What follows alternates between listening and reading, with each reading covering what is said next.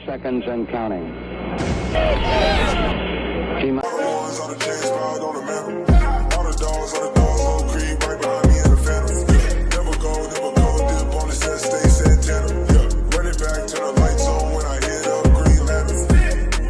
Hey, what's good, y'all? Welcome back to another video. We have some breaking news. The Packers are trading a 2022 sixth-round pick to the Texans for wide receiver Randall Cobb.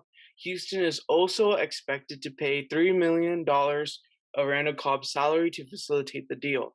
And what this means cap-wise is that it means that Cobb will leave $5 million in dead money in 2021 and $2 million in dead money in 2022. Which results in a $4.3 million net cap savings for 2021. So, Roman, what are your initial thoughts on this trade? Yeah, I really like the trade. It's very good for both sides.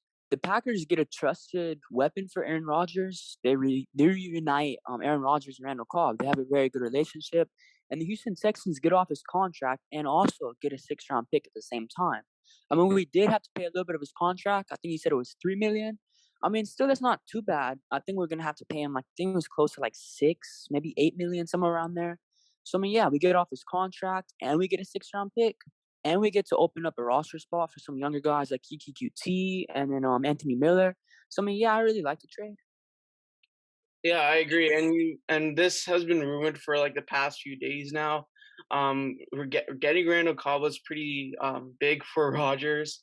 And yeah, so I think given Randall Cobb's contract, like before, if we hadn't taken a portion of Randall Cobb's salary, I don't think Green Bay had enough cap space to even make the trade. And they were going to be the only team interested in Randall Cobb. There are no other suitors for Randall Cobb, obviously. And you might have thought we had all the leverage, but like just looking at the contract, it's kind of hard to move that. And even Ian Rappaport said it was like one of the worst contracts ever. And this is just Nick Caserio cleaning more of Bill O'Brien's mistakes as a GM.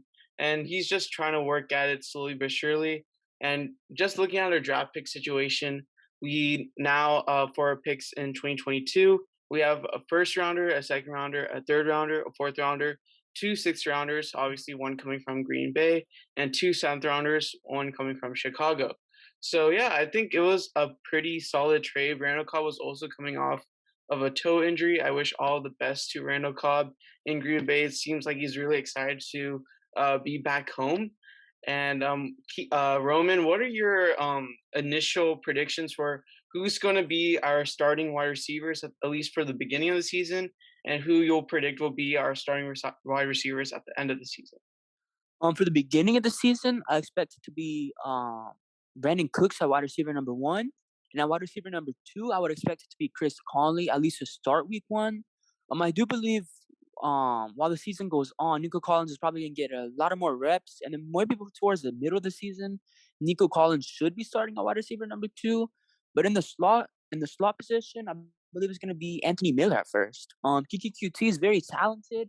But I mean, I just don't really see the Houston Texans starting him again. I mean, he really hasn't ever really started for us, but I just believe Anthony Miller is a better all-round slot wide receiver for us. But by the end of the season, I expect it to be Brandon Cooks, wide receiver number 1, Nico Collins, wide receiver number 2, and then Anthony Miller still retaining his slot position by the end of the season. Yeah, and Brandon Cooks has really raved about Nico Collins, him being very shifty, not looking like a rookie, looking like a more veteran player. And I think for me, I think at least for the beginning of the season, maybe we won't see Collins get starting level snaps. I think maybe Conley will get that at least for the beginning of the season, but definitely by the end of the season, I expect to see more Collins, more of a rookie start to play.